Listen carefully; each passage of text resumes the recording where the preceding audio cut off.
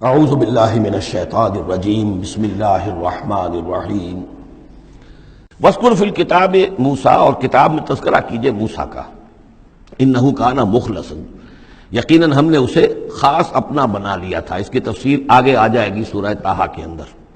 وکان رسولا نبیا، اور وہ رسول نبی تھے۔ ونادیناہ من جانب طور الایمن، اور ہم نے اس کو پکارا، اس سے بات کی، اس کو بلایا طور پہاڑ کے داہنی جانب سے۔ وقربناہ نجیا، اسے قریب ہم نے بلایا سرگوشی کے لیے۔ ووہبنا لہ من رحمتنا اخاہ ہارون نبیا، اور ہم نے اسے اپنی رحمت سے اس کو یہ مقام بھی عطا کیا کہ اس کے بھائی ہارون کو بھی نبوت عطا کر دی، چونکہ یہ درخواست کی تھی حضرت موسیٰ علیہ السلام نے، وہ اگلی صورت میں آ جائے گا۔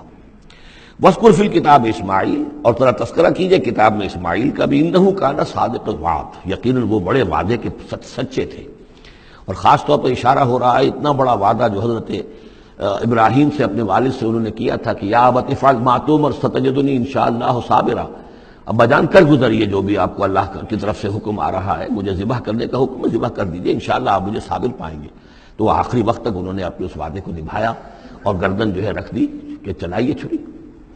صادق الوعد وکان رسول النبی، اور وہ بھی مزاجی اعتبار سے جو میں نے عرض کیا ہے، حضرت حمزہ چونکہ ویسے بھی نسل میں حضرت اسماعیل کی نسل میں سے ہیں، تو اگر آپ دیکھیں گے تو بہت ہی ان کے درمیان شخصیت کی مشابہت نظر آئے گی۔ رسول النبی، وہ رسول نبی تھے۔ وکان یامر اہلہ بالصلاۃ والزکاۃ وکان عند ربہ مرضیہ، اور وہ حکم دیتے تھے اپنے گھر والوں کو نماز کا بھی اور زکوٰۃ کا بھی، اور وہ اپنے رب کے نزدیک بہت ہی پسندیدہ تھے، بہت ہی اللہ تعالیٰ کو کے منظور نظر کہہ لیجیے، مرضیہ۔ واذکر فی الکتاب ادریس، اور تذکرہ کیجئے کتاب میں ادریس کا بھی۔ یہ ادریس علیہ السلام جو ہے یہ ایک نبی ہیں کہ جو حضرت آدم اور حضرت نوح کے مابین گزرے ہیں۔ حضرت آدم اور حضرت نوح کے مابین ایک اور نبی بھی گزرے ہیں، قرآن مجید میں ذکر نہیں ہے، تورات میں شیس علیہ السلام۔ تو نبی تو یہ ہیں حضرت آدم پہلے نبی، پھر یہ دو اور نبی ہیں حضرت ادریس۔ اس تورات میں ان کا نام حنوک ہے، شیس کا نام سیس ہے، وہ تو ٹھیک ہے، اور قرآن مجید میں ان کا تذکرہ بھی نہیں ہے، لیکن حضرت ادریس کا حنوک نام ہے وہاں۔ لیکن یہ کہ یہ دونوں ہیں درمیان میں حضرت آدم اور حضرت نوح علیہ السلام، پہلے رسول حضرت نوح علیہ السلام ہے، یہ دونوں نبی ہیں صرف۔ وَاذْكُرْ فِي الْكِتَابِ ادریس، اور تذکرہ کیجئے کتاب میں، اس قرآن میں، ادریس کا، انہ کان صدیقا نبیا، یقیناً وہ بھی صدیق نبی تھے، مزاجاً ان کا بھی وہی حضرت ابراہیم کے ساتھ مناسبت، صدیقیت والا مزاج۔ وَرَفَعْنَاهُ مَكَانًا عَلِيًّا، اور ہم نے انہیں اٹھایا تھا بہت بلند مقام تک۔ اب یہ اٹھانا جو ہے ویسے تو بعض لوگوں کا خیال ہے کہ شاید وہ بھی حضرت عیسیٰ علیہ السلام کی طرح رفع سماوی ان کی ہوئی ہے، چوتھے آسمان میں حضور کی ان سے ملاقات ہوئی ہے شب معراج میں۔ لیکن ایک مفہوم اس کا یہ بھی ہے کہ اونچا مقام دینا، بلند مقام دینا، اس لیے کہ یہاں الہ نہیں ہے، وہاں جو ہے وہ رافعک الیہ، جہاں کہا گیا حضرت عیسیٰ کے بارے میں تمہیں اٹھانے والا ہوں اپنی طرف، تو اس سے مفہوم جو ہے بہت معین ہو جاتا ہے، یہاں ضروری نہیں ہے کہ وہ مفہوم لیا جائے۔ اولئک الذین انعم اللہ علیہم، دیکھیے وہی لفظ آ گیا اب، یہ ہیں وہ لوگ جن پر انعام فرمایا ہے اللہ نے، من النبیین، انبیاء میں سے۔ اب ہم کیونکہ منعم علیہم کے چار طبقات تھے، ان میں سے یہ انبیاء کا تذکرہ ہو رہا ہے سب کا۔ تو من النبیین، من ذریۃ آدم، اولاد آدم میں سے، وممن حملنا مع نوح، اور پھر بعد ان میں سے ان کی نسل میں سے ہے جنہیں ہم نے نوح کے ساتھ اس کشتی میں سوار کرایا، ومن ذریۃ ابراہیم، اور پھر ذریۃ ابراہیم میں سے ہیں، ان کی اولاد سے، و اسرائیل، اور حضرت یعقوب کی نسل سے ہیں، وممن ہدینا واجتبینا، اور جنہیں کہ ہم نے ہدایت دی اور جنہیں ہم نے چن لیا، پسند کر لیا۔ اذا تتلی علیہم آیات الرحمن، ان کی کیفیت یہ ہوتی تھی کہ جب رحمان کی آیات ان کو پڑھ کر سنائی جاتی تھی، خروا سجدا و بکیا، تو وہ گر پڑتے تھے اللہ کی جناب میں سجدہ کرتے ہوئے، روتے ہوئے۔ فخلف من بعدہم خلف، پھر ان کی جگہ پر بعد میں آ گئے، ان کے جانشین ہوئے، ان کے وارث ہوئے ایسے ناخلف لوگ۔ یہ خلف کا لفظ جب آتا ہے لام کے جزم کے ساتھ تو ناخلف، یعنی ایسے لوگ کہ جو اپنے اسلاف کے کردار اور ان کی بزرگی جو ہے اس کو برباد کرنے والے، تباہ کرنے والے، ان کی نیک نامی کو بٹا لگانے والے ہوں، ناخلف۔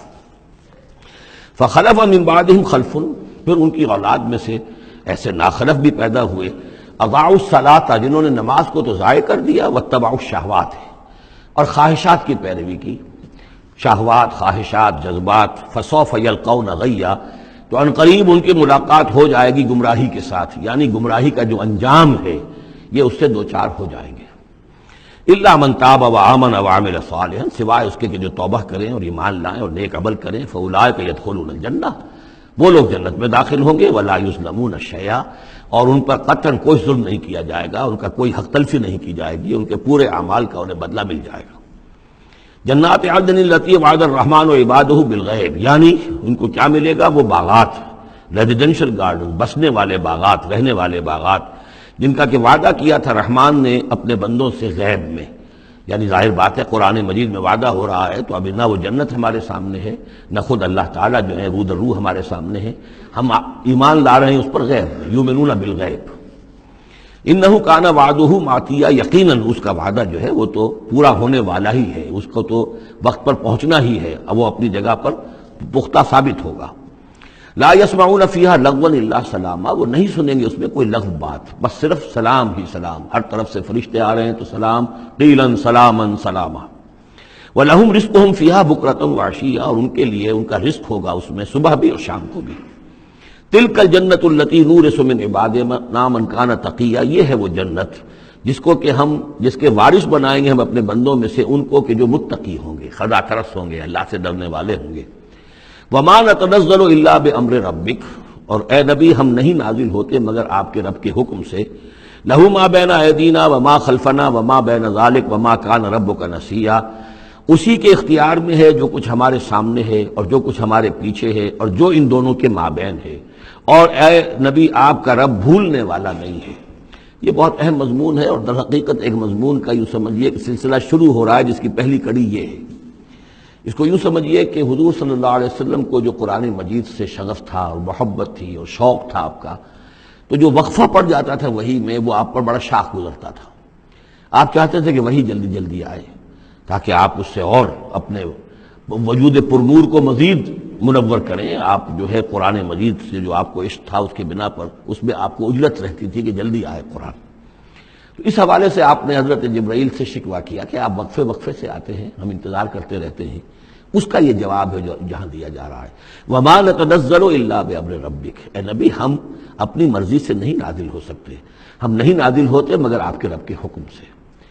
لہو ما بین ایدینا، یہ بہت ہی یعنی یوں سمجھیے کہ گہرے الفاظ ہیں۔ لہو ما بین ایدینا وما خلفنا، جو ہمارے آگے ہے اس کا اختیار بھی اللہ ہی کا ہے، جو ہمارے پیچھے ہے اس کا اختیار بھی اللہ ہی کا ہے۔ وما بینہما وما بین ذالک، آگے اور پیچھے کے مابین کون ہے پھر؟ ہم، میں، میرا وجود، میرے آگے میرے پیچھے، اور ان دونوں کے درمیان کون ہے؟ میں گویا کہ بالکلیہ اللہ تعالیٰ کے حکم کے تابع ہوں۔ فرشتے کی یہی شان ہے کہ فرشتہ جو ہے یفعلون ما یؤمرون، جو حکم ملتا ہے، لا یعصون اللہ ما امرہم، ان کا معاملہ یہ ہے کہ جو بھی اللہ کا حکم ہے گویا کہ وہ تو اس سے سرتابی نہیں کرتے، سرے منہ اس میں فرق نہیں ڈالتے۔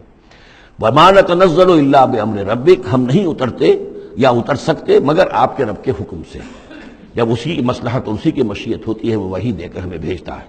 لہو ما بین ایدینا وما خلفنا وما بین ذالک وما کان ربک نسیا، اور اے نبی یہ جو کچھ تاخیر ہو جاتی کسی بھول کی وجہ سے نہیں ہے کہ اللہ کو کوئی نسیان لائق ہو گیا ہے تو تھوڑی دیر کے لیے توجہ کہیں اور ہو گئی ہے، معاذ اللہ، تیرا رب جو ہے بھولنے والا نہیں ہے، بلکہ یہ حکمت کے تحت ہے، اللہ تعالیٰ کی مشیت ہی ہے۔ کذالک لنثبت بہ فؤادک رتل اللہ ترتیلا، وہ جو ہم پڑھ چکے سورہ بنی اسرائیل میں بھی، وقرآنا فرقناہ لتقرأہ علی الناس علی مکث ونزلناہ تنزیلا، یہ ہماری حکمت ہے کہ ذرا وقفے وقفے سے آپ یہ قرآن لوگوں کو پڑھ کر سنائیں۔